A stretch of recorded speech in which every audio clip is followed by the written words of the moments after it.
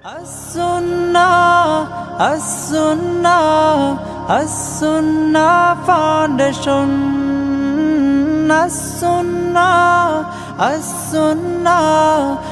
As-Sunnah Foundation. আসসালামু আলাইকুম ওয়া রাহমাতুল্লাহি ওয়া বারাকাতুহু। আলহামদুলিল্লাহ ওয়াসসালাতু ওয়াসসালামু আলা রাসূলিল্লাহ বা'দ। সুপ্রিয় দর্শক শ্রোতা ভাই বোন, দেশ কিংবা প্রবাস যে যেখান থেকে দেখছেন, আপনাদের সকলকে সাদর আমন্ত্রণ জানাচ্ছি আস-সুন্নাহ ফাউন্ডেশনের স্টুডিও থেকে। আপনারা দেখছেন আস-সুন্নাহ ফাউন্ডেশন আয়োজিত সাপ্তাহিক সরাসরি প্রশ্ন উত্তরমূলক অনুষ্ঠান শরীআই সমাধানের 242তম পর্ব। অন্যান্য দিনের মতো আজও ইনশাআল্লাহ তাআলা আপনাদের সঙ্গে ঘন্টা ব্যাপী থাকছে এবং আপনাদের করা জীবন জিজ্ঞাসার উত্তর কোরআন এবং হাদিসের আলোকে দেওয়ার চেষ্টা করছি। ওমা তৌফিকি ইল্লা বিল্লাহ। আপনার যে কোনো জীবন জিজ্ঞাসামূলক প্রশ্ন এই পোস্টের মন্তব্যের ঘরে বাংলায় সংক্ষেপে লিখুন, আমরা আপনার প্রশ্নের উত্তর দেওয়ার আপ্রাণ চেষ্টা অব্যাহত রাখবো ইনশাআল্লাহ তাআলা। আপনারা এই লাইভ অনুষ্ঠানটি দেখতে পাচ্ছেন আমাদের ভেরিফাইড ফেসবুক পেজ থেকে, As Sunnah foundation verified Facebook page, আমাদের ইউটিউব চ্যানেল এবং অন্যান্য পেজ এবং চ্যানেল সমূহে একযোগে। যে কোনো জায়গায় প্রশ্ন করলে ইনশাআল্লাহ আমরা আপনাদের প্রশ্নকে কালেক্ট করে উত্তর দেওয়ার চেষ্টা অব্যাহত রাখবো। প্রিয় দর্শক, আস-সুন্নাহ ফাউন্ডেশনের কোনো আপডেট জানানোর মতো থাকলে আপনাদেরকে আমরা লাইভের শুরুতে জানিয়ে থাকি।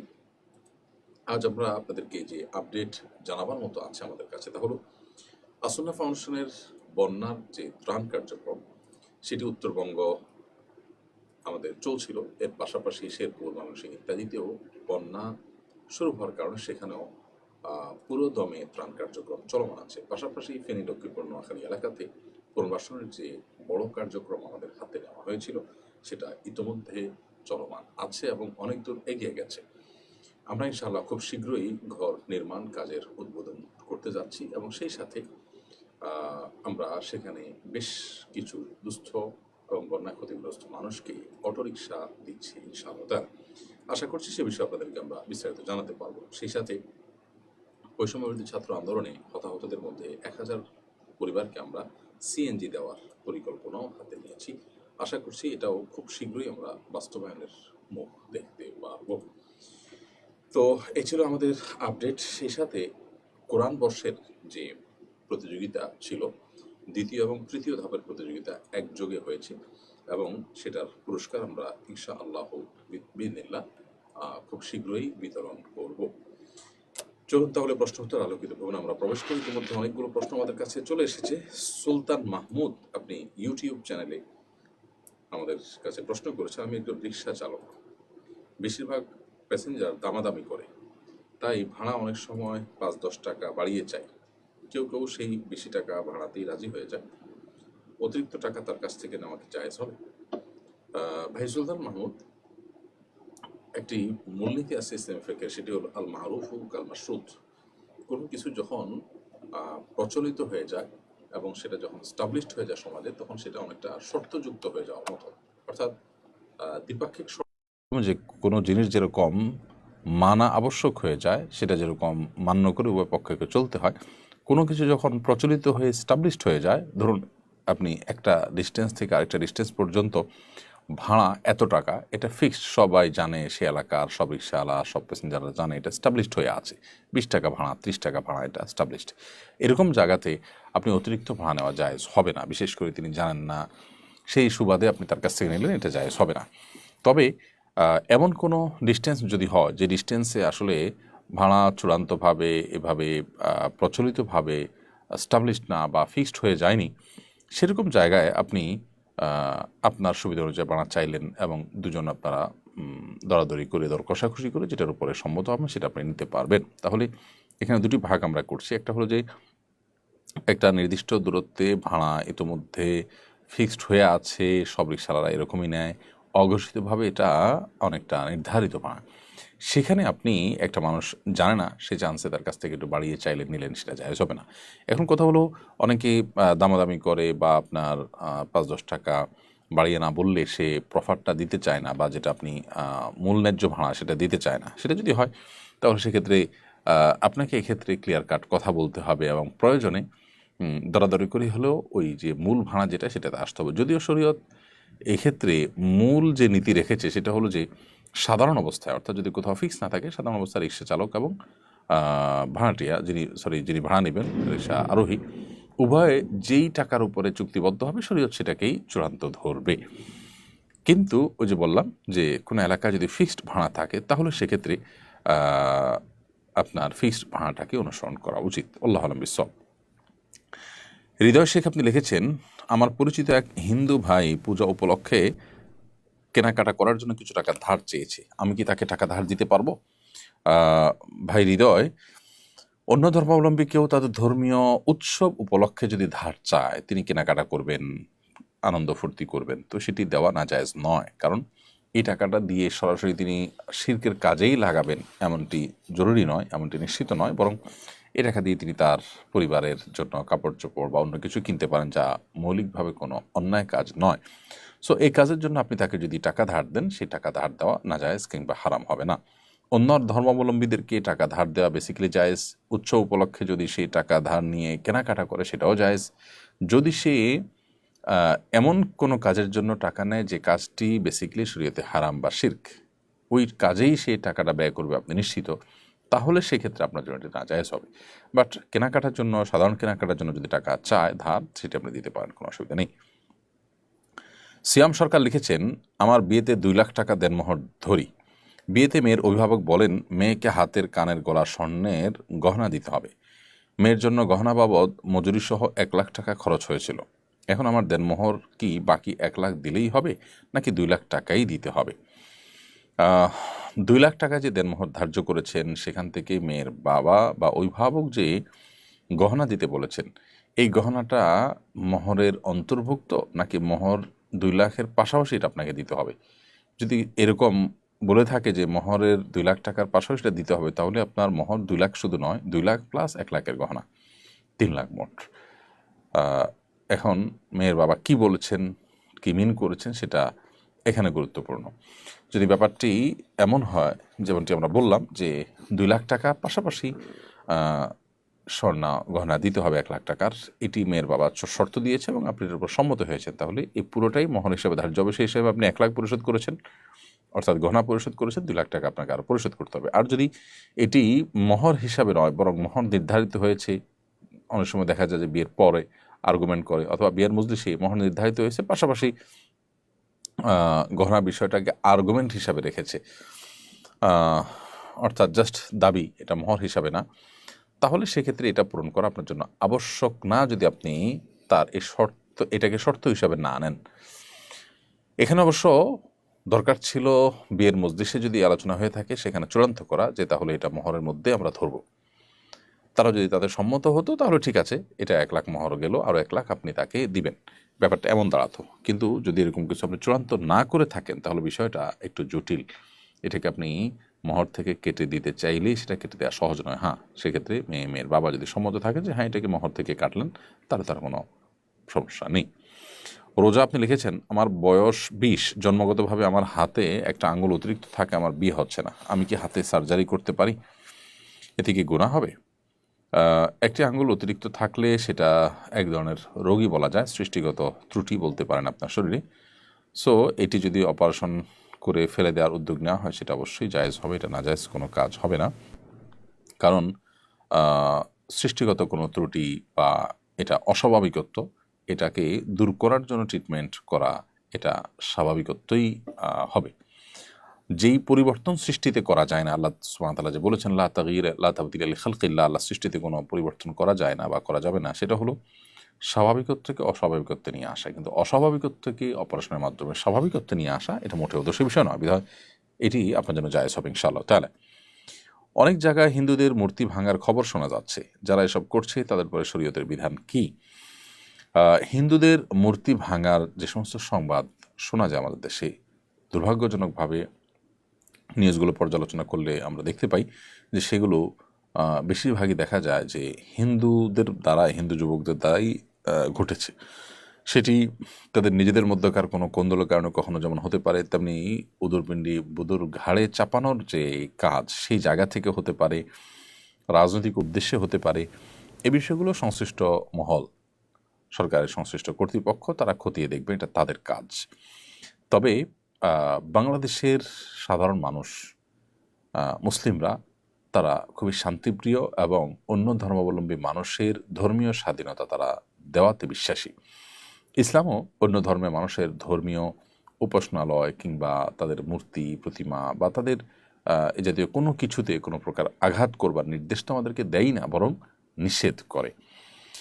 নবী করিম সাল্লাল্লাহু আলাইহি ওয়াসাল্লাম তো রণাঙ্গনে যুদ্ধক্ষেত্রে অমুসলিমদের সাথে যুদ্ধ লড়াই চললেও তাদের উপাসনালয়ে উপাসনাকারীদের উপরে আঘাত করতে নিষেধ করেছেন। তাহলে সেই ধর্মের অনুসারী হয়ে কেউ কোনো মূর্তি ভাঙবে, এটা আসলে কল্পনাই করা যায় না। বাংলাদেশের মানুষ যে পরিমাণ শান্তিপ্রিয় এবং যে পরিমাণ সম্প্রীতি বজায় রাখতে বদ্ধপরিকর এবং রাখার ঐতিহ্য বাংলাদেশে রয়েছে, এই ঘটনার সাথে মুসলিম যুবকরা জড়িত সেটি একান্ত যদি কখনো পাওয়া যায় তাহলে সেটি বলতে হবে যে নিছকই বিচ্ছিন্ন ঘটনা কিংবা কোনো রাজনৈতিক উদ্দেশ্য প্রণোদিত। তারপরও কোনো মুসলিম যদি এটি করেন তার জেনে রাখা উচিত যে কাজটি গর্হিত, কাজটি অন্যায়। ইসলাম তাকে সে রাইট বা অধিকার দেয়নি। তিনি দাওয়াতি কাজ করবেন, কিন্তু অন্য ধর্মাবলম্বীদের ধর্মীয় কাজে হস্তক্ষেপ করার অধিকার তাকে দেওয়া হয়নি। আল্লাহ সুবহানাহু ওয়া তাআলা বলেছেন, লা ইকরাহা ফিদ্দীন, ধর্ম গ্রহণের ক্ষেত্রে কোনো প্রকার জোর জবরদস্তি চলবে না, যে আমি জোর করে একটা কিছু চাপিয়ে দিলাম, সেটা করা যাবে না। একে তানিম আপনি লিখেছেন, আমাদের সময় ইমাম মাহদির আগমন ঘটলে আমাদের করণীয় কি, আমরা কিভাবে তার দলে যোগদান করব এবং কিভাবে বায়াত গ্রহণ করব। ইমাম মাহদির আগমন ঘটার আগে পৃথিবীতে আরও কিছু ঘটনা ঘটবে, দাজ্জাল, ইয়াজুজ মাজুজ, অনেক কিছু ঘটবে পৃথিবীতে। তো ইমাম মাহদির আগমন এর আগের সেই বিষয়গুলো যেহেতু ঘটেনি, অতএব এখন হঠাৎ করে ইমাম মাহদি এসে যাবে ব্যাপারটা সেরকম না। কিন্তু আপনি যেহেতু জানতে চেয়েছেন, আমরা মূল বিষয়টা বলতে পারি যে ইমাম মাহদির আগমন যদি ঘটে তাহলে সেক্ষেত্রে আমাদের কাজ হবে কি। আমাদের কাজ হবে তিনি ন্যায়নিষ্ঠের কথা যখন বলবেন, ইনসাফের কথা বলবেন, তখন আমরা তার অনুসরণ করব এবং ইমানদাররা গোটা পৃথিবীতে ইমানদাররা দলে দলে তার অনুসরণ করবে। তার অনুকরণ করা এবং তার হাতে বায়াত গ্রহণ করে এটা আমাদের কর্তব্য হবে। আপনি ইমাম মাহদিকে চিনবেন কীভাবে, এটা হলো বড় প্রশ্ন। ইমাম মাহদি হওয়ার বিষয়ে হাদিসে যে সমস্ত আলামতের কথা বলা আছে, যে পরিস্থিতিতে তার আগমনের কথা বলা আছে, পৃথিবীর লালায়িত থাকবে, গোটা বিশ্ব জুলুমে পরিপূর্ণ হয়ে যাবে, কোথাও ইনসাফ এর নামগন্ধ থাকবে না, এরকম ভয়ঙ্কর এক পৃথিবীতে মানুষ হাহাকার করবে একজন ইনসাফকার মানুষের জন্য। ঠিক ওই সময় তার আবির্ভাব ঘটবে এবং খুব স্বাভাবিকভাবে তাকে জানা যাবে যে তিনি ত্রাণকর্তা। তো তখন তার অনুসরণ করাটা আমাদের কর্তব্যের অংশ হবে। এরপরে নাইমুর এসকে আপনি লিখেছেন, আমি একজন ইন্ডিয়ান, আমি আলেম না, আমি কি আমার মায়ের জানাজা পড়াতে পারবো? জানাজা পড়ানোর জন্য শর্ত কি? হ্যাঁ ভাই নাইমুর, আপনি আপনার মায়ের জানাজা পড়তে পারেন, যদিও জানাজা পড়াতে পারেন, যদিও জানাজার সম্পর্কে অনেক ওলামা ইকরাম, ফোকাহ হানাফ সহ অন্য ওলামা ইকরামের মত হলো যে স্থানীয় ইমাম সাহেব তিনি পড়ানোর জন্য অগ্রাধিকার তার, কিন্তু অভিভাবক যদি পড়াতে চান তিনি পড়াতে পারবেন। আর জানাজা নামাজের ইমামতির জন্য নিজের মায়ের জানাজা, বাবার জানাজা পড়ানোর জন্য আলেম হওয়া শর্ত কিন্তু নয়। আপনাকে জানাজা পড়ানোর পদ্ধতি জানা থাকতে হবে।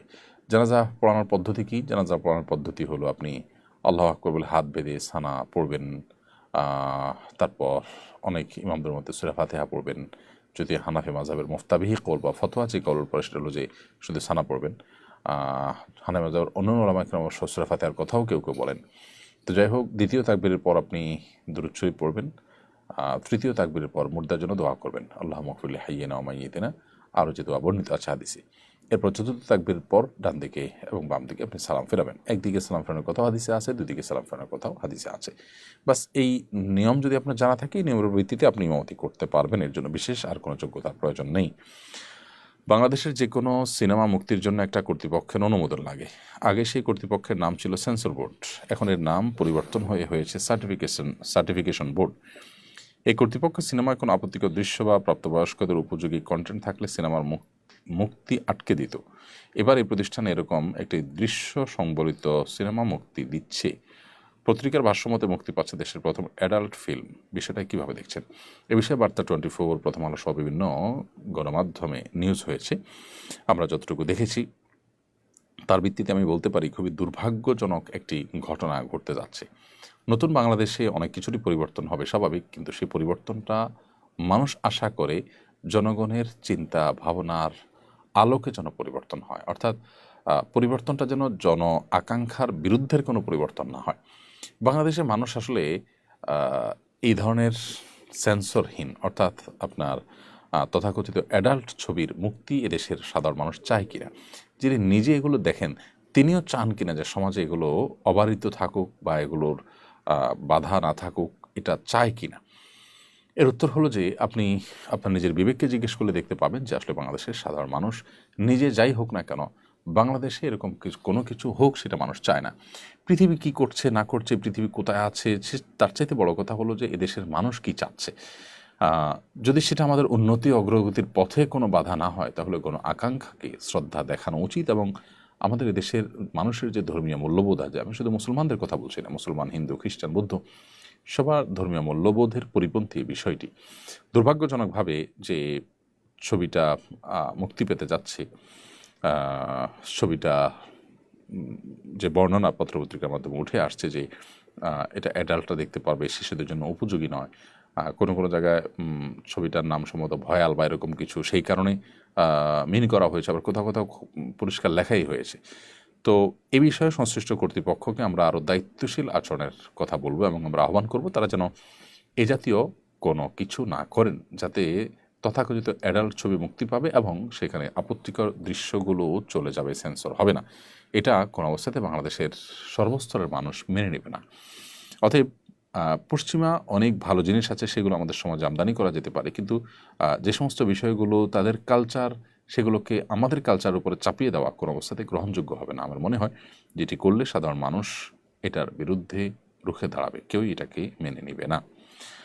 সাকিব চৌধুরী, আপনি লিখেছেন, আমার বাবার কোটি কোটি টাকার সম্পত্তি রয়েছে, নগদ টাকাও আছে অনেক, কিন্তু তিনি নামাজ, রোজা, হজ, জাকাত কিছুই পালন করেন না। জাকাতকে তিনি বোঝা মনে করেন, প্রচুর মিথ্যা বলেন। তিনি ইউএসএ প্রবাসী। তারা খারাপ কাজে আমি বাধা দেই বলে আমার সাথে যোগাযোগ বন্ধ করে দিয়েছেন। তার সাথে ফোনে কথা বললে 199টা মিথ্যা আমাকে বলতে হয়। এজন্য কি আমার গুনাহ হবে? আমি ঠিক পরিষ্কার না যে তার সাথে ফোনে কথা বলতে হলে আপনাকে এত মিথ্যা কথা কেন বলতে হবে। আপনি আপনার সত্য কথা বলে যাবেন। মিথ্যা কথা যদি বলতে হয়, সেই মিথ্যা কথা বলা আপনার জন্য জায়েজ নয়, কোনো যুক্তিতেই জায়েজ নয়। আপনি সত্য বলবেন, তাতে যা হওয়া তাই হবে। আসিদকু ইউনজি ওয়াল কাযিবু ইউহলিক। সিদক বা সত্যতা, সত্যবাদিতা, এটা মানুষকে মুক্তি এনে দেয়, আর মিথ্যা মানুষকে ধ্বংস করে, নবী সাল্লাল্লাহু আলাইহি ওয়াসাল্লাম বলেছেন। সো আপনি যত ক্ষতি হোক না কেন আপনাকে সত্য কথাই বলতে হবে, কোনো যুক্তিতে আপনি মিথ্যা বলতে পারেন না।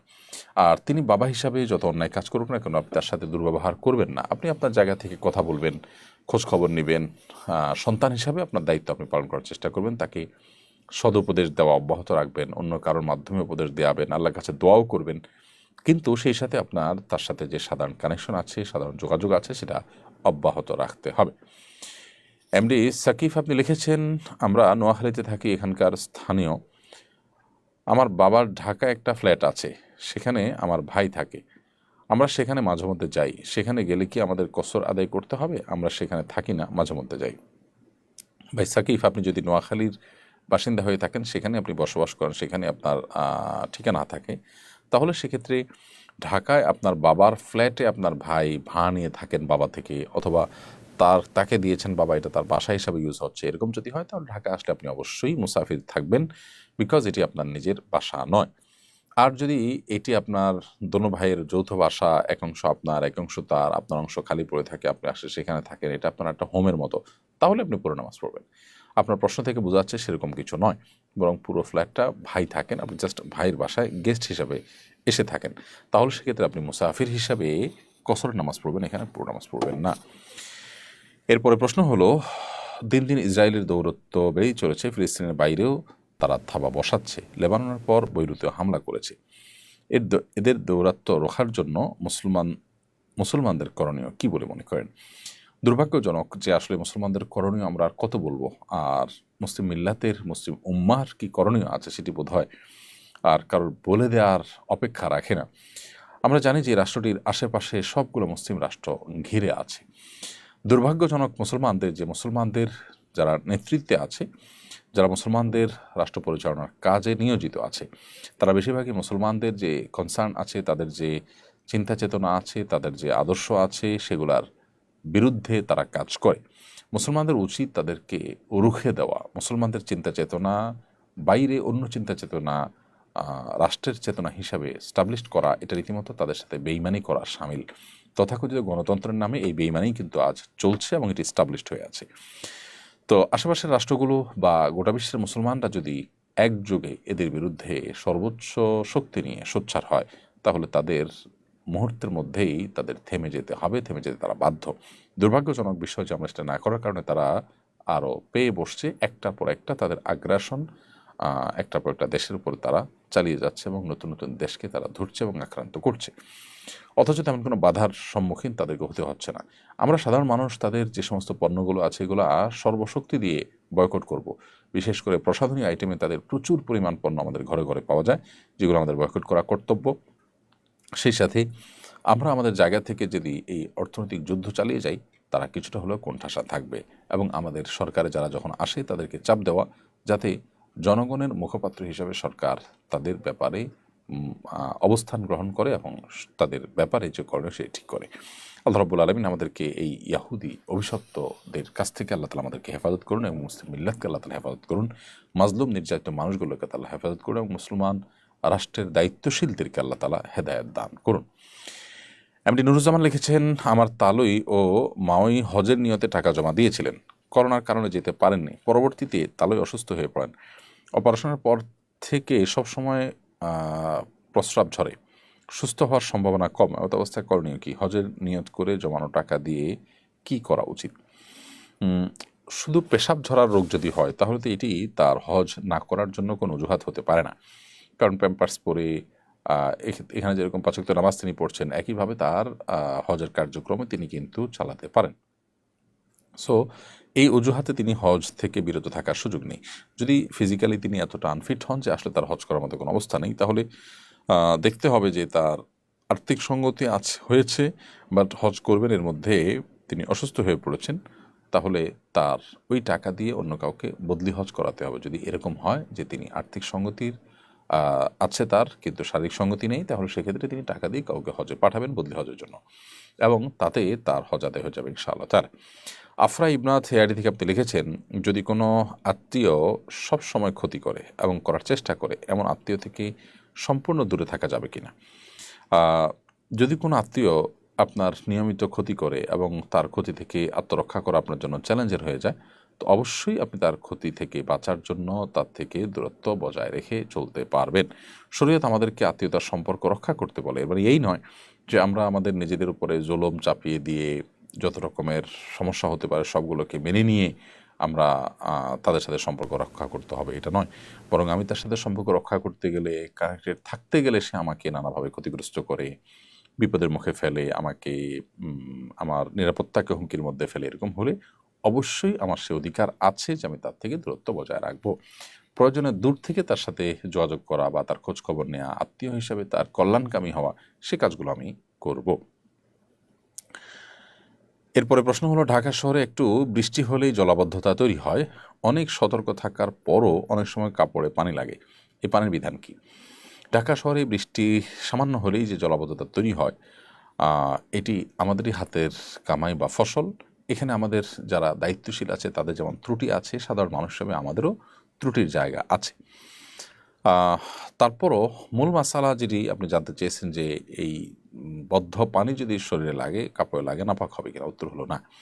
সাধারণত এটি প্রবাহমান পানির মতো, যখন অনেক পানি থাকে, পুরো রাস্তা ডুবে থাকে, রাস্তার বড় অংশ ডুবে থাকে, তখন এই পানি নাপাক পানি হিসাবে ধর্তব্য হবে না। যদিও ড্রেনের পানি, সাধারণ পানি সব একাকার হয়ে আছে। কারণ হলো প্রবাহমান পানি, এটাতে যদি কোথাও নাপাক দেখা যায় দৃশ্যমান, তাহলে তার আশপাশের পানিগুলো নাপাক থাকে, সবগুলো পানি নাপাক হয়ে যায় না। যার কারণে এই জায়গায় পানি মানে কাপড় বা শরীর লাগলে আপনার নাপাক হবে না এই পানি।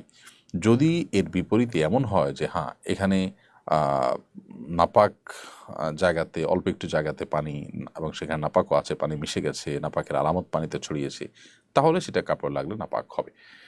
সচরাচর বন্যার পানি ঢাকাতে যেরকম হয়, যখন ডুবে পুরো রাস্তা ডুবে যায়, ওই পানি আপনার নাপাক হবে না। আর যদি কোথাও অল্প পানি থাকে আর নাপাকের কোনো আলামত দেখা না যায়, তাহলে জাস্ট ময়লা পানি দেখেই সেটাকে নাপাক মনে করার কোনো কারণ নয়। ময়লা এক জিনিস আর নাপাক কিন্তু আরেক জিনিস। নাপাক পানির ডেফিনেশন হলো সেখানে অপবিত্র কোনো কিছু মিশে যাবে, মিশে একাকার হয়ে যাবে, সেটা নাপাক হবে।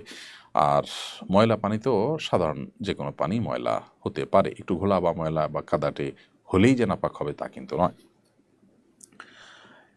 এরপরে আব্দুল হাসিব লস্কর আপনি লিখেছেন, আমি একটা মেয়ের সাথে প্রেমে ছিলাম, এখন কোনো সম্পর্ক নাই। আগে যে গুনাহ করেছি তার জন্য কি মেয়ের কাছে মাপ চাওয়া যাবে? ভাই আব্দুল হাসিব লস্কর, আল্লাহ তালা আপনার প্রতি রহম করুন। হারাম সম্পর্ক যেটি ছিল এটার জন্য আপনার আল্লাহর কাছে তওবা করতে হবে, ইস্তেগফার করতে হবে আগে যেটি করেছেন তার জন্য। এবং মেয়ের সাথে যদি কোনো প্রতারণা করে থাকেন, কোনো অন্যায় করে থাকেন, তাহলে সেক্ষেত্রে তার কাছে আপনি মাপ চাওয়ার বিষয় থাকবে। এছাড়া হারাম রিলেশন করেছেন উভয়ের সম্মতিতে, তাহলে সেক্ষেত্রে তার কাছে মাপ চাওয়ার কিছু নেই, তবে আল্লাহর কাছে আপনি মাপ চেয়ে নেবেন। রোমান দেওয়ান লিখেছেন, আমার ওয়াইফকে নামাজের জন্য বারবার বলার পরও নামাজ পড়েন না তিনি, নামাজের প্রতি তার কোনো আগ্রহ নেই, আমার করণীয় কি? ভাই রোমান, আপনার স্ত্রীকে নামাজের জন্য বারবার বলার পরও যদি নামাজ না পড়েন, তাহলে সেটা অবশ্যই তার বড় ধরনের ত্রুটি। এটিকে সংশোধন করবার সর্বাত্মক চেষ্টা আপনার করতে হবে। বিভিন্নভাবে চেষ্টা করে কোনোভাবেই যদি মনে হয় যে না, তার নামাজই বানানোর সম্ভাবনা খুবই ক্ষীণ, অনাগত আপনার যে বংশধর আছে তারাও এই মায়ের বদ্দিনদারির কারণে তারাও বদ্দিন হওয়ার আশঙ্কা থাকে, তাহলে অবশ্যই আপনি তাকে ডিভোর্সের সিদ্ধান্ত নিতে পারেন, তবে সেটা হবে সর্বশেষ অস্ত্র। যদি দেখা যায় কোনোভাবেই তার সংশোধন করা না যায়, সেক্ষেত্রে ডিভোর্সের কথা আলাপ করার পরও যদি তিনি সংশোধন হয় ভালো, আর না হলে চূড়ান্তভাবে তার সম্ভাবনা যদি সংশোধিত হওয়ার সম্ভাবনা যদি একেবারে ফিকে হয়ে যায়, ক্ষীণ হয়, তাহলে সেক্ষেত্রে আপনি এক তালাক দিতে পারেন। তাতে সংশোধন হলে বা পরবর্তীতে কখনো তার ইসলাহ হলে আপনি পুনরায় তার সাথে সংসার করার অপশন খোলা থাকবে। তবে পুরো বিষয়টা ভালো কোনো দক্ষ কোনো আলেমের সাথে দেখা করে পরামর্শ করে পরিস্থিতি পুরোটা পর্যালোচনা করে তারপর সিদ্ধান্ত নিলে সেটা হবে অনেক বেশি ওয়াইজ ইনশাআল্লাহ তাআলা। চট্টগ্রামের একটি পূজা মণ্ডপে একটি সাংস্কৃতিক সংগঠন ইসলামিক গান গেয়েছে, বিষয়টা ইসলামের দৃষ্টিতে কতটা সঙ্গত? দেখুন, হিন্দুদের পূজা মণ্ডপে বা তাদের যেখানে পুজো হয়, শিরক চলে, ওই সময়ে মুসলিমরা সেখানে কৌতূহলবশত হোক বা অন্য কোনো কারণে হোক বা উইশ করার জন্য সেখানে যাওয়া শরআন জায়েজ নয়। যারা সেখানে নিরাপত্তার দায়িত্বে আছেন, মুসলিমদের যাতে দুর্নাম না হয় সেই কারণে সেটি ভিন্ন বিষয়ে তারা নিরাপত্তার দায়িত্ব পালন করবেন, কিন্তু সেটার জন্য তাদের পূজার আনুষ্ঠানিকতার ভেতরে যুক্ত হওয়ার বা প্রবেশ হওয়ার প্রয়োজন নেই। তো এমত অবস্থায় সেখানে গিয়ে ইসলামী গান পরিবেশন করাও যৌক্তিক নয়। কিন্তু আমরা যতটুকু জানতে পেরেছি পুলিশের বর্ণনা থেকে, পত্রপত্রিকা থেকে, যে পূজা যখন কমিটি তাদেরকে অনুরোধ করে নিয়ে গেছে, তাহলে সেক্ষেত্রে এই তরুণ যারা গান গেয়েছে তাদেরকে এখানে দোষারোপ করাটা কতটা যৌক্তিক সেটা অবশ্যই সংশ্লিষ্ট মহল দেখবেন। তবে এখানে একটা কথা বলতেই হয়, বারবার করে আমাদের সমাজে বলা হচ্ছে অনেক বছর যাবৎ যে ধর্ম যার যার, উৎসব সবার। বলা হচ্ছে যে এই দুর্গাপূজা এটা নাকি হিন্দুদের নয়, এটা নাকি সবার, সার্বজনীন। তো সবাইকে আপনি ডাকবেন, সবাইকে একাকার হওয়ার জন্য বলবেন, আবার যে সেখানে যখন তারা কিছু করবে তখন দৌড় দেবেন, তা কীভাবে হবে? মুসলিমরা যদি হিন্দুদের আনুষ্ঠানিকতায় যায়, তাহলে সেক্ষেত্রে মুসলিমদের যে ধর্মীয় কার্যক্রম আছে সেগুলোর কোনোটি সেখানে করার প্রশ্ন উঠবে, করার সুযোগ তৈরি হবে। এমনকি যারা দুষ্কৃতিকারী আছে, অন্য ধর্মাবলম্বীদের যাওয়ার স্কোপ যদি রাখা হয় বা যেতে যদি তাদেরকে উৎসাহিত করা হয়, তাহলে ছদ্মবেশে তারাও সেখানে প্রবেশ করবে, নানাবিধ সমস্যা তৈরি হবে। এই জন্যই শরীয়ত প্রত্যেক ধর্মের মানুষকে যার যার ধর্মীয় কাজ করতে বলেছে। মুসলিমকে অন্য ধর্মের মানুষের ধর্মীয় কাজে মিশে একাকার হতে ইসলাম বলেনি। কেন আমাদের এই মুখরোচক এবং ইসলাম পরিপন্থী বিষয়গুলো অযৌক্তিক এবং সেগুলো আমাদের করা উচিত নয়, সেটি এরকম নানা ঘটনার মধ্য দিয়ে প্রমাণিত হয়। আপনি মুসলমানদের সেখানে যেতে বলবেন, একাকার হতে বলবেন, উৎসব ভাগাভাগি করতে বলবেন, তো মুসলমানের মতো করে উৎসব ভাগাভাগি করবে, এ ধরনের অনভিপ্রেত ঘটনা ঘটবে। অতএব ধর্ম যার যার, উৎসব সবার, এই জায়গাটাতে আমাদের থাকতে হবে। এবং এখানে আমরা থাকলে আশা করা যায় এরকম অনাকাঙ্ক্ষিত অনেক বিষয় কিন্তু এড়ানো সম্ভবপর হবে। এরপর প্রশ্ন করেছেন বাঙালি আইডি থেকে আপনি, কারো যদি জন্ম থেকে খাতনা করা থাকে তাহলে তার বিধান কি? জন্ম থেকেই খাতনা করা আছে, খাতনা করাবার মতো কোনো জায়গা নেই, এরকম যদি থাকে তাহলে তার খাতনা করানো লাগবে না। আর যদি কিছুটা থাকে কিন্তু তারপরও খাতনা করানো যায়, খাতনার যে মূল বিষয়টা আসলে যে উপরের যে মুখের যে চামড়া আছে, এই চামড়াতে পেশাব জমে থাকে, এটা কেটে ফেলা। এখন এটা পুরাটাই যদি আপনার আগে থেকে দেখা যায় যে না, থাকে না, তাহলে তো এটার নতুন করে খাতনা করার প্রশ্ন আসে না। কিন্তু যদি কিছুটা থাকে তাহলে সেক্ষেত্রেও খাতনা আপনাকে করতে হবে। প্রিয় দর্শক, দেখতে দেখতে আমরা অনুষ্ঠানের একেবারে শেষ প্রান্তে চলে এসেছি। সময় হয়েছে একটি বিরতিতে যাওয়ার। আশা করছি বিরতির পর আমরা আবারও ফিরে আসবো, আমাদের সঙ্গে আপনারা থাকবেন। জাযাকুমুল্লাহ। অসহায় দরিদ্রদের দারিদ্র্য দূরীকরণ ও স্বাবলম্বীকরণের লক্ষ্যে আসুন্নাহ ফাউন্ডেশন পরিচালনা করছে স্বাবলম্বীকরণ প্রকল্প। স্বাবলম্বীকরণ প্রকল্পের আওতায় এ যাবৎ প্রায় ৩,০০০ মানুষকে প্রশিক্ষণ ও স্বাবলম্বীকরণ উপকরণ প্রদান করা হয়েছে। আপনার জাকাতের অর্থে স্বাবলম্বী হতে পারে অসহায় দরিদ্র মানুষ। আসুন্নাহ ফাউন্ডেশনের জাকাত তহবিলে জাকাত পাঠাতে ভিজিট করুন www.asunnahfoundation.org/donate/zakat। বিরতির পর আবার আপনাদেরকে স্বাগতম শরঈ সমাধান অনুষ্ঠানে। আপনারা দেখছেন আসুন্নাহ ফাউন্ডেশন আয়োজিত সাপ্তাহিক প্রশ্ন উত্তরমূলক অনুষ্ঠান শরঈ সমাধানের 242তম পর্ব। বিরতির আগে আমরা অনেকগুলো প্রশ্নের উত্তর দিয়েছিলাম। এই পর্যায়ে যে প্রশ্নটি আমি দেখতে পাচ্ছি তা হলো, আমার ছেলের বয়স 15 বছর, তার জন্ম আমেরিকা এবং এখানেই লালিত পালিত হয়েছে সে। সম্প্রতি আমি জানতে পেরেছি এক মেয়ের সঙ্গে তার সম্পর্ক অত্যন্ত ঘনিষ্ঠ, তাদের মধ্যে শারীরিক সম্পর্ক রয়েছে। আমার মনে হচ্ছে এজন্য আমি নিজেও দায়ী। আল্লাহ হয়তো আমাকে এই জন্য শাস্তি দেবেন। আল্লাহর শাস্তি থেকে কীভাবে মুক্তি পেতে পারি? দেখুন, সন্তানের প্রতি বাবা মা হিসেবে আমাদের যে দায়িত্বশীলতা আছে সেটাতে কোনো প্রকার ঘাটতি হলে অবশ্যই তার জন্য দায় আমাদের উপর আসবে। কারণ নবী করিম সাল্লাল্লাহু আলাইহি ওয়াসাল্লাম বলেছেন, কুল্লু মৌলুদিন ইউলাদু আলাল ফিতরা। প্রত্যেক বাবা মা, প্রত্যেক মানুষ তার দায়িত্বের অধীনে মানুষদের পরে জিজ্ঞাসার মুখোমুখি হবেন। ঠিক একইভাবে বাবা মা তারাও তাদের সন্তানদের দায়িত্বশীল হিসেবে তাদেরও জিজ্ঞাসা মুখোমুখি হতে হবে। তো যেহেতু ইতিমধ্যে আপনার ভুলের কারণে যে ক্ষতি হয়ে গেছে, তার জন্য এখন আপনার দুইভাবে প্রায়শ্চিত্ত করতে হবে। প্রথমত আল্লাহর কাছে আপনার কৃত অবহেলা এবং ত্রুটির জন্য ইস্তেগফার, তওবা, ক্ষমা প্রার্থনা সেটা করে যেতে হবে এবং পরবর্তীর জন্য আপনার সর্বোচ্চ সতর্ক থাকা লাগবে সন্তানদের ব্যাপারে। এবং যে সন্তান নষ্টের পথে, ভুলের পথে চলে গেছে, তাকে কিভাবে সংশোধনের পথে আনা যায়, তাদের বৈবাহিক বৈধ সম্পর্কের মধ্যে আনার সুযোগ কি আছে সেটি আপনি খুঁজে দেখবেন এবং সেই ব্যাপারটিতে যথাসম্ভব উদ্যোগ গ্রহণ করবেন। এর মাধ্যমে আশা করা যায় আল্লাহ তাআলা আপনাকে দায়মুক্ত করবেন ইনশাআল্লাহ তাআলা।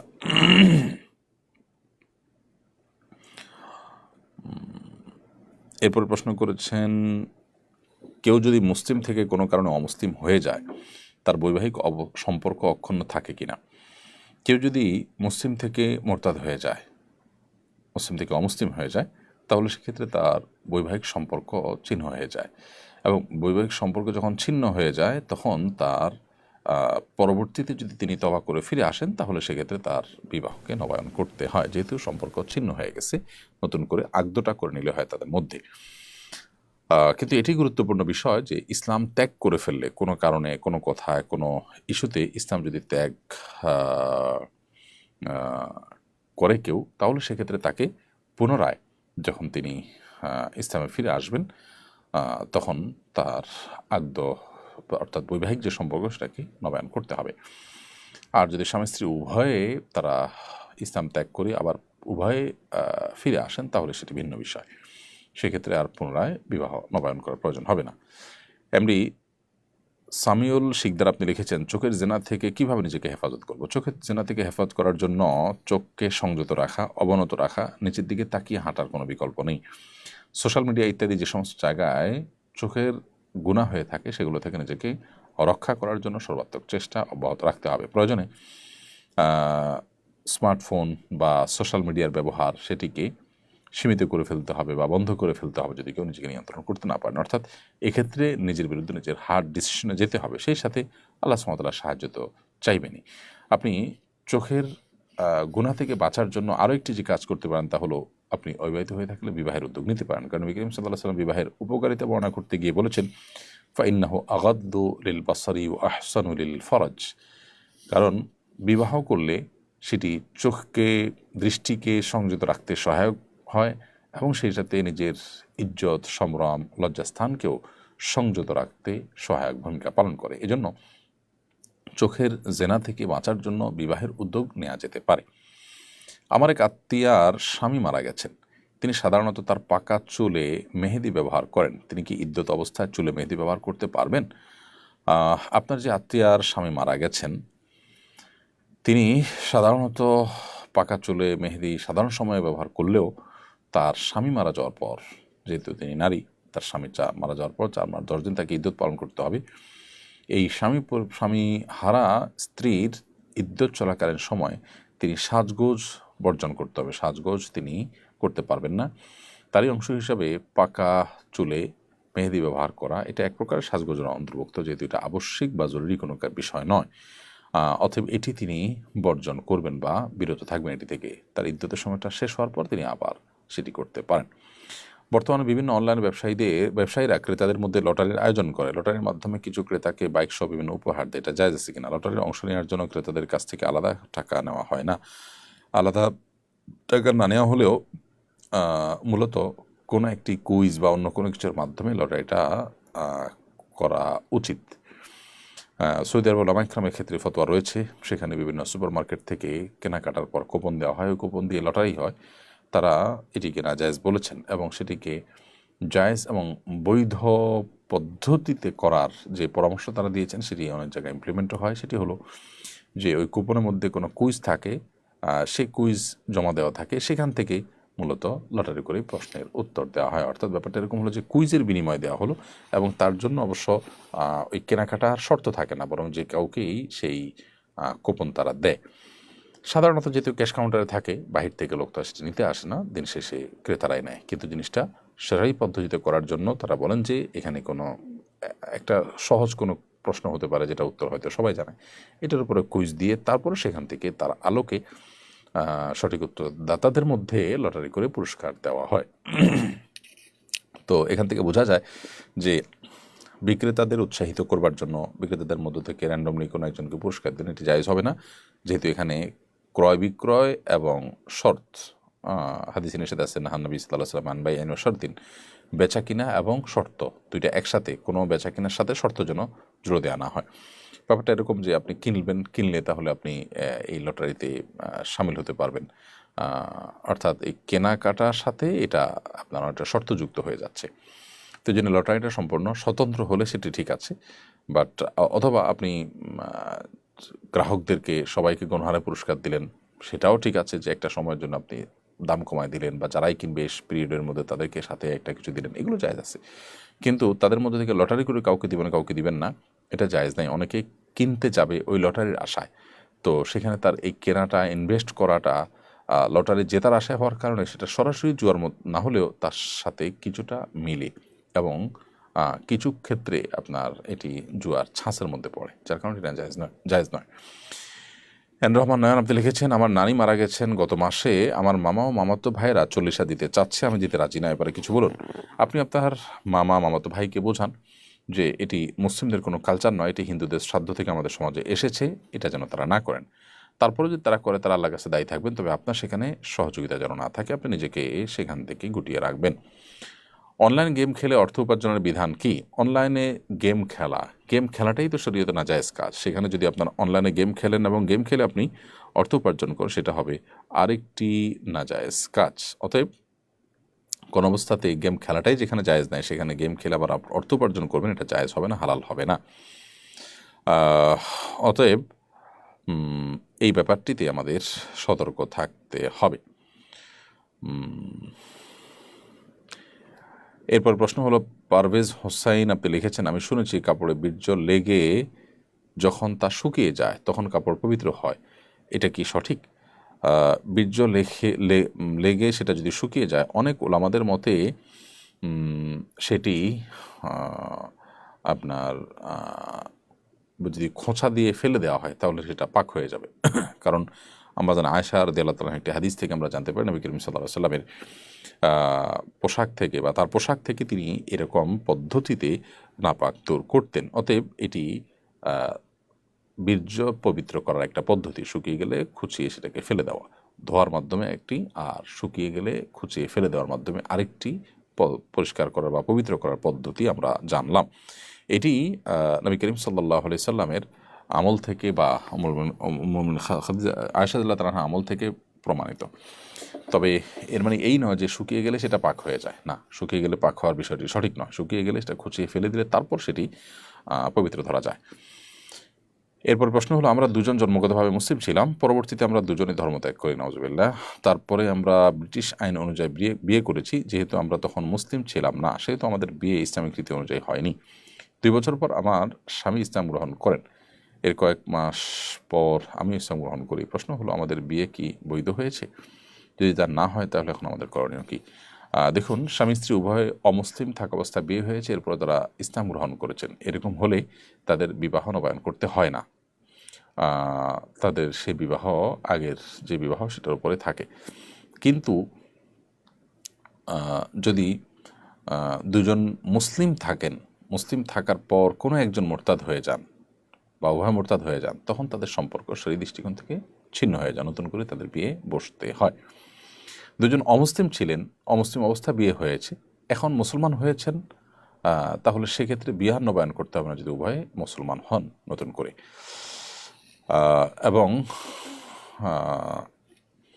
যদি ব্যাপারটা এমন হয় যে আপনি বৈবাহিক সম্পর্ক আগে ছিল না, যখন আপনি মুসলমান ছিলেন তখন ছিল, মাঝে আবার মোরতাদ হয়ে গেছেন, মোরতাদ হয়ে আবার ফিরে এসেছেন, তাহলে সেক্ষেত্রে মাসালাটা কিছুটা ভিন্নতর হবে।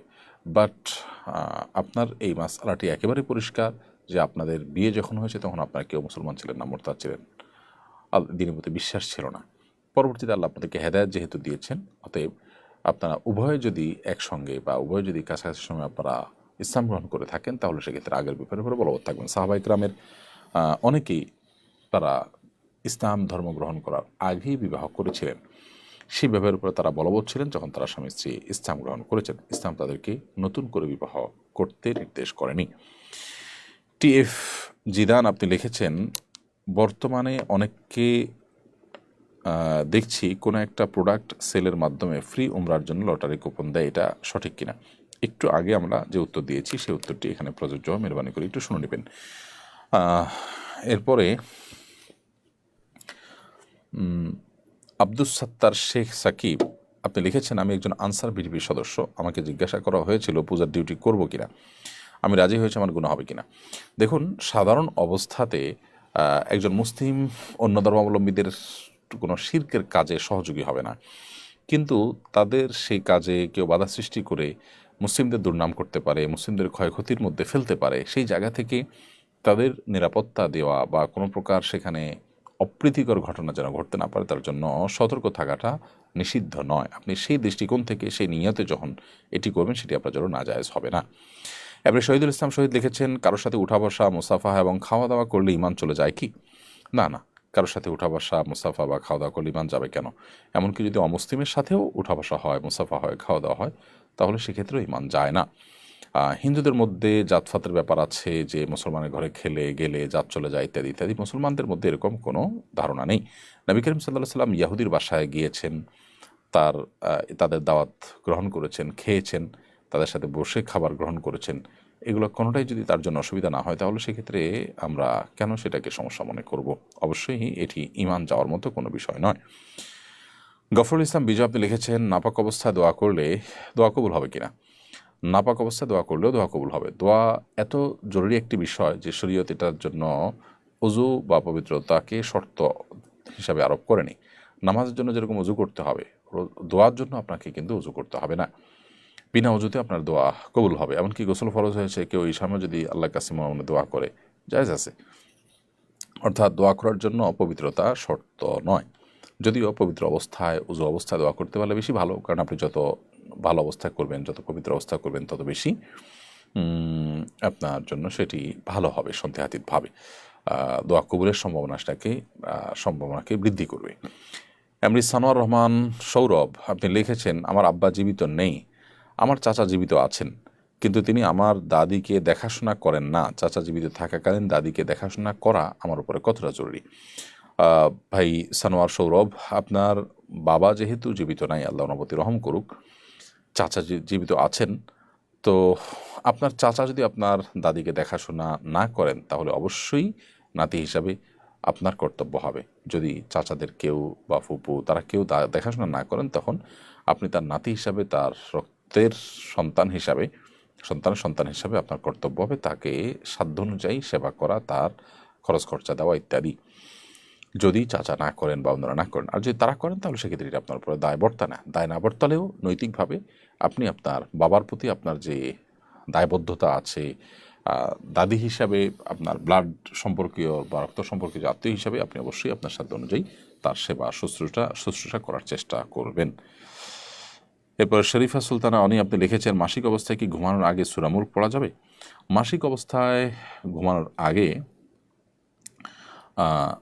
আপনি বিভিন্ন দোয়া পড়তে পারেন, কোরআন কারিমের দোয়ামূলক আয়াতগুলো, কিন্তু সূরা মুলক এটিতে আসলে দোয়ামূলক কোনো আয়াত নয়, দোয়ামূলক কোনো বিষয় না, বরং এটি কমপ্লিট একটি সূরা, সেই জন্য এটি আপনি পড়বেন না। অনেক উলামা ইকরাম যদিও বলেছেন যে সকাল সন্ধ্যার আমল বা ছোটোখাটো আমল হিসাবে যেগুলো পড়া হয়, যেগুলো তেলাওয়াতের অংশ হিসাবে পড়া হয় না, সেগুলো জায়েজ আছে। এমডি জোবাই লিখেছেন, আলেমদের মতের অমিল থাকলে সাধারণ মানুষের করণীয় কি? সাধারণ মানুষ উলামা ইকরামের মতের মধ্যে যদি কোনোটা সঠিক কোনোটা বেঠিক নিরূপণ করার মতো সুযোগ থাকে, তারা করতে পারেন, অবশ্যই তারা সঠিকটা গ্রহণ করবেন, কিন্তু এটাকে কেন্দ্র করে তারা নিজেদের মধ্যে দলাদলি করা বা এক আলেমের অনুসারী হয়ে অন্য আলেমের বিরুদ্ধাচরণ করা বা তার হক নষ্ট করা, তার সাথে খারাপ আচরণ করা, এই জাতীয় বিষয়গুলো অবশ্যই নাজায়েজ কাজ এবং গুনাহের কথা।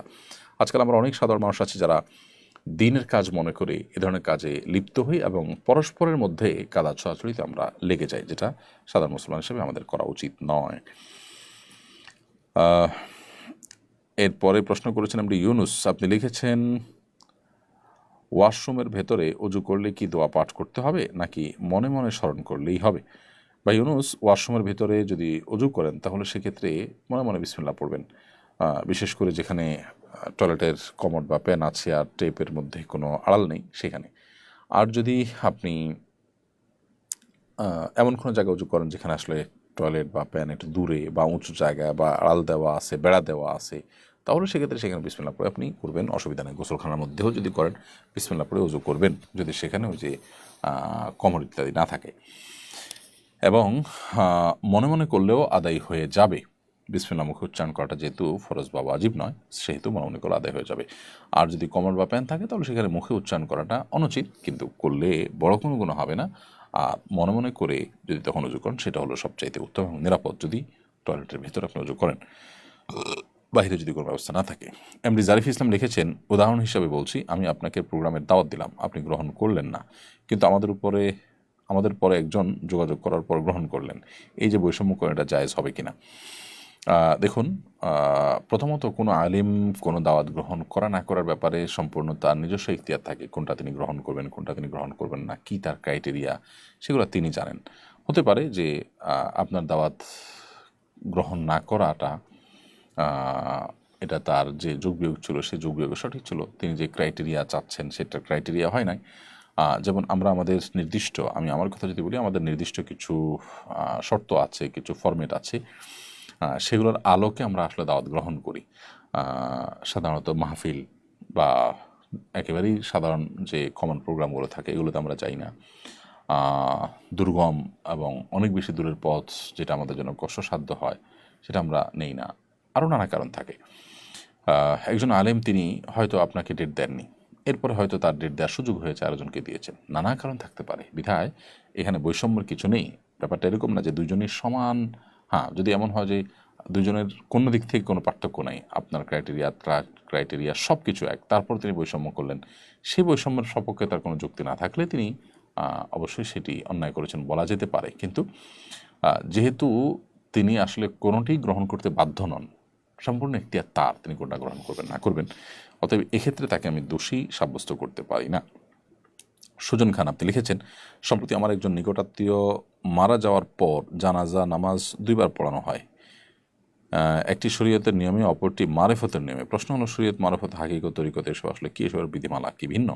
না, আল্লাহ নবী সাল্লাল্লাহু আলাইহি ওয়াসাল্লাম যে দিন এনেছেন সে দিনের মধ্যে ভিন্নতর কোনো বিধিমালা নেই, বরং গবেষণাগত দিক থেকে কোনো স্কলাররা নবী সাল্লাল্লাহু আলাইহি ওয়াসাল্লাম হাদিস থেকে কোনোটা বুঝেছেন, একজন আরেকটা বুঝেছেন, এরকমটি হতে পারে, কিন্তু টোটাল সিস্টেমটাই শরীয়তে একরকম, মারেফতে আরেক রকম, এরকম কোনো লেয়ারে শরীয়তকে ভাগ করা হয়নি। নবী করিম সাল্লাল্লাহু আলাইহি ওয়াসাল্লাম বলেছেন, তারাকতুকুম আলা আরদিন বাইদা লাইলুহা কানাহারিহা, আমি তোমাদেরকে একটি সুস্পষ্ট সাদা শুভ্র ভূখণ্ডের উপর রেখে গেলাম যার রাত এবং দিন সমান। অতএব এখানে নবী সাল্লাল্লাহু আলাইহি ওয়াসাল্লাম যে দিন রেখে গেছেন সেটা দিনের আলোর মতো পরিষ্কার, সেখানে কোনো ধোঁয়াশা নেই যে একটা শরীয়ত পদ্ধতিতে হলো, আরেকটা মারেফাত পদ্ধতি হলো, আরেকটা পদ্ধতি তিনি বলে গেছেন এমন না, বা এক পদ্ধতিতে হয় না সেজন্য আমরা আরেক পদ্ধতিতে করব, মোটেও সঠিক নয়। মারিফত শব্দের অর্থ হলো চেনা, আল্লাহকে চেনা। তো আমাদের দেশে কিছু মানুষ যারা নফস এবং প্রবৃত্তির পুজো করতে চায়, মনে যা খুশি তা করতে চায়, তারা মারিফতের নাম দিয়ে প্রত্যেকটা জিনিসকে মনে মনে করার চেষ্টা করেন। নবী সাল্লাল্লাহু আলাইহি ওয়াসাল্লাম ফিজিক্যালি নামাজ পড়েছেন, কিন্তু আপনি মারিফতের দাবিদার, আপনি মনে মনে নামাজ পড়ছেন। এটি ভণ্ডামি এবং সুস্পষ্টভাবে বিভ্রান্তি।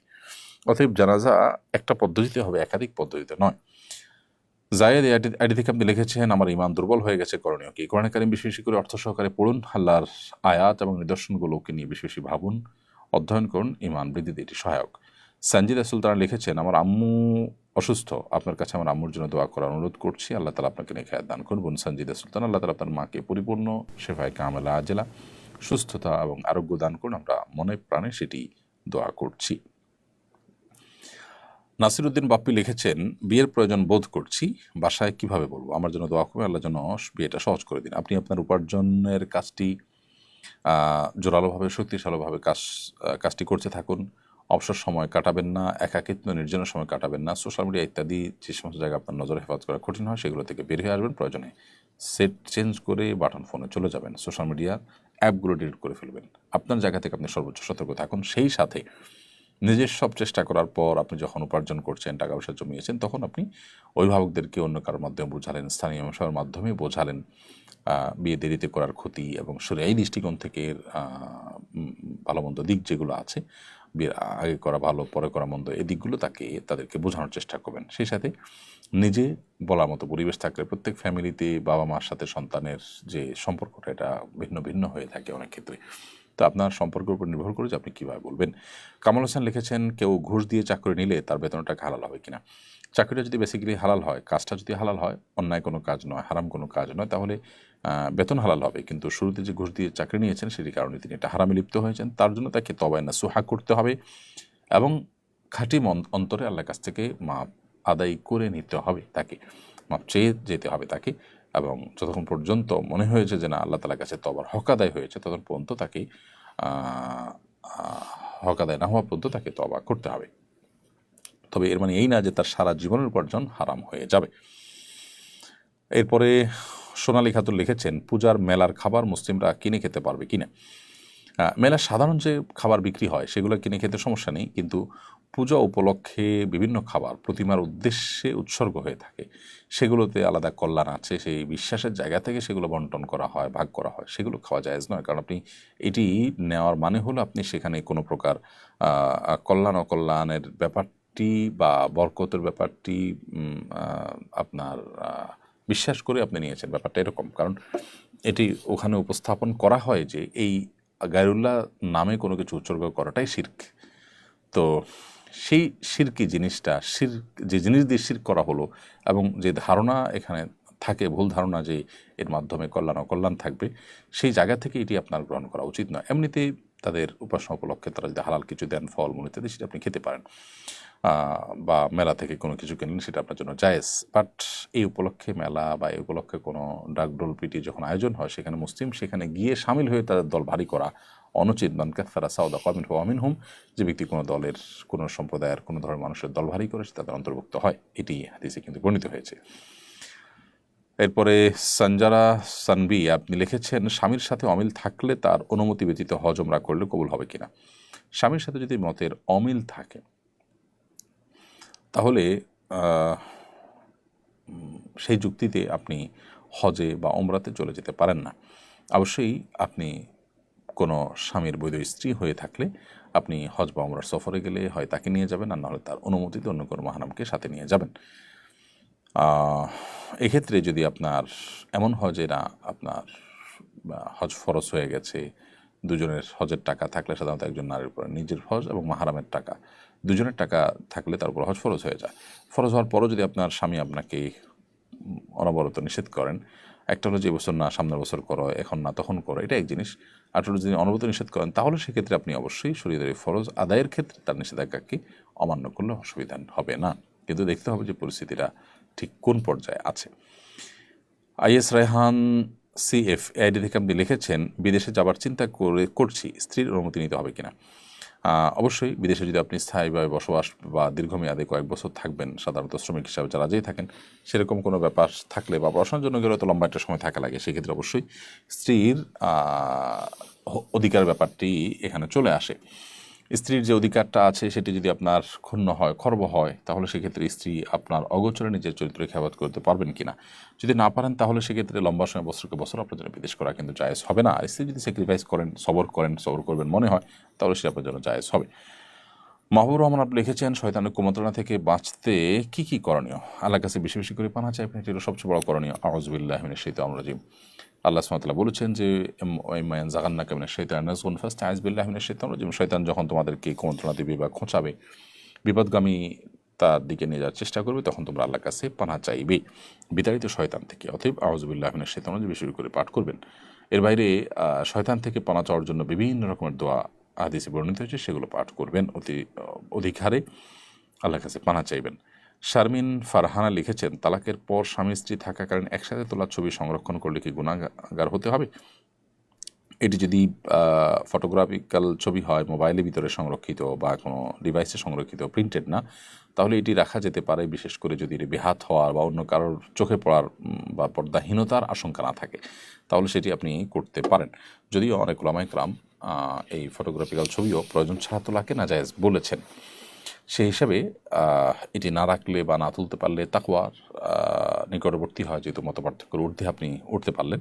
বাট আমি মৌলিকভাবে প্রিন্টেড না হলে এই ছবি, যেগুলো ফটোগ্রাফিক ছবি আছে, সেই ছবি এটাকে হারাম মনে করি না। যে সমস্ত উলামায়ে কেরাম হারাম মনে করেন না, তাদের মতটি আমার কাছে শক্তিশালী মনে হয়। সেই দৃষ্টিকোণ থেকে বলেছি যেটি জায়েজ আছে, যদি অন্যদের চোখে পড়ে পর্দাহীনতার আশঙ্কা না থাকে। জিয়াউর রহমান লিখেছেন আমার আম্মুর নাম মাসুমা বেগম, মাসুমা নামটি বলা জায়েজ আছে কিনা। মাসুমা মানে আসলে নিষ্পাপ নারী। এখানে হয়তো আপনার অর্থে কি জানি, রূপক অর্থে তিনি সতী সাধ্বী অর্থে ধরা যায়, সেই অর্থে এটা জায়েজ আছে।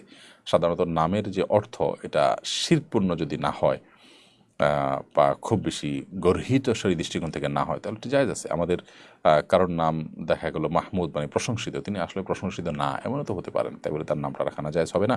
সেই জায়গা থেকে আপনার মায়ের নাম মাসুমা বেগম রাখা না জায়েজ হবে না ইনশাআল্লাহ। উম্মাইরা আঞ্জুম আপনি লিখেছেন স্বামীর মঙ্গল কামনা যদি নফল রোজা রাখতে চাই, এটা কি জায়েজ হবে। হ্যাঁ, অবশ্যই। স্বামীর কল্যাণ যেন হয়, তার মঙ্গল যেন হয়, সেজন্য আপনি নফল রোজা রাখলেন, নফল কোনো আমল করলে সেটি জায়েজ আছে।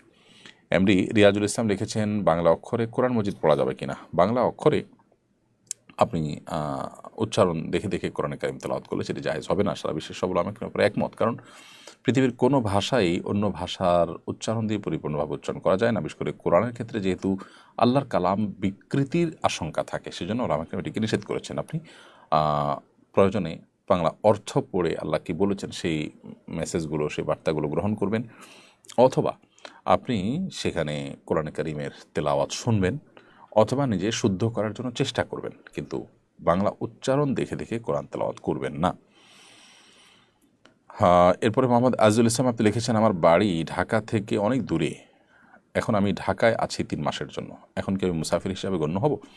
ঢাকা থেকে যেহেতু আপনার বাড়ি সফরের দূরত্বে 70-75 কিলোমিটারের বেশি, তো আপনি ঢাকায় যেহেতু আছেন 3 মাসের জন্য, অতএব আপনি এখানে মুসাফির হিসাবে গণ্য হবেন না। 3 মাস এখানে থাকবেন কোনো কাজে, একটা গন্তব্য, একটা ঠিকানা আপনার এখানে আছে, তাহলে আপনি এখানে মুসাফির হিসাবে গণ্য হবেন না।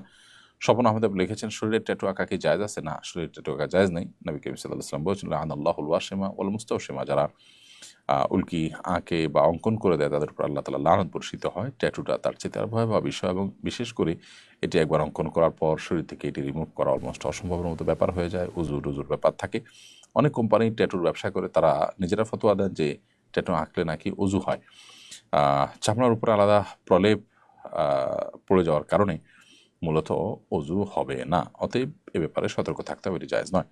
আবুল কালাম আজাদ লিখেছেন মসজিদে প্রতি শুক্রবারে ফজরের সালাতে সূরা ইয়াসিন আংশিক তেলাওয়াত করার বিশেষ কোনো ফজিলত আছে কিনা। না, বিশেষ কোনো ফজিলত নেই। সূরা ইয়াসিন এমনি অন্য 10টা সূরার মতো। সূরা ইয়াসিনের ফজিলত সংক্রান্ত হাদিসগুলো দাঈফ সূত্রে বর্ণিত। আজান বিন নাজমুল আয়াত লিখেছেন আমার অনেক রাগ, আমার বাচ্চাটাকে আমি প্রচুর মারি, মারার পরে কান্না করি কিন্তু কন্ট্রোল করতে পারি না, প্লিজ পরামর্শ দিবেন। আপনি কোনো সাইকিয়াট্রিস্টের শরণাপন্ন হন, আমার মনে হয় আপনি মানসিক কোনো ডাক্তার দেখানো প্রয়োজন, সেই সাথে রুকিয়াও আপনি সমান্তরালভাবে করুন। আল্লাহ আপনাকে হেফাজত রাখুন। আল রাফির আম্মু আপনি লিখেছেন অ্যাডি থেকে, কোনো মেয়ে যদি প্রাপ্তবয়স্ক হওয়া সত্ত্বেও তার পরিবার থেকে বিয়ে না দেয়, এতে কি মেয়েটার কোনো গুনাহ হবে? প্রাপ্তবয়স্ক হওয়া সত্ত্বেও যদি পরিবার বিয়ে না দেয়, গড়িমসি করে, সেক্ষেত্রে মেয়ের কোনো দায় থাকবে না। কিন্তু মেয়ে যদি নিজের চরিত্র হেফাজত করা অসম্ভব হয়, তাহলে সেক্ষেত্রে তার নিজের বিয়ের উদ্যোগ নিতে হবে তাকে। আবু সালেহ মোহাম্মদ লিটন লিখেছেন, জয়েন্ট পরিবারে আমার স্ত্রী ছাড়া কেউ পর্দা করে না, এর জন্য আমার করণীয় কি? আপনি নিজে নিজের চোখকে হেফাজত করবেন যথাসম্ভব, এবং আপনার স্ত্রীকেও অন্যদের গায়ে মানা পুরুষদের নজর থেকে বাঁচানোর জন্য নানামুখী পথ আপনাকে অবলম্বন করতে হবে। একান্ত অসম্ভব হলে আপনি পৃথক হয়ে যেতে হবে। তারপরও পর্দার বিধানকে কোনোভাবে লঙ্ঘন করা যাবে না। নয়নতারা লিখেছেন, স্বামী সন্তান যেন সবসময় ভালো থাকে, তার জন্য কি দোয়া আছে? তার জন্য কি কোনো দোয়া আছে? সাধারণভাবে আল্লাহর কাছে দোয়া করবেন, আল্লাহ যেন নিরাপদ রাখেন। সকাল সন্ধ্যার দোয়াগুলো তাদেরকে পড়াবেন, নিজে পড়বেন, ইনশাআল্লাহ এর মাধ্যমে আল্লাহ তাআলা তাদেরকে সেফ রাখবেন।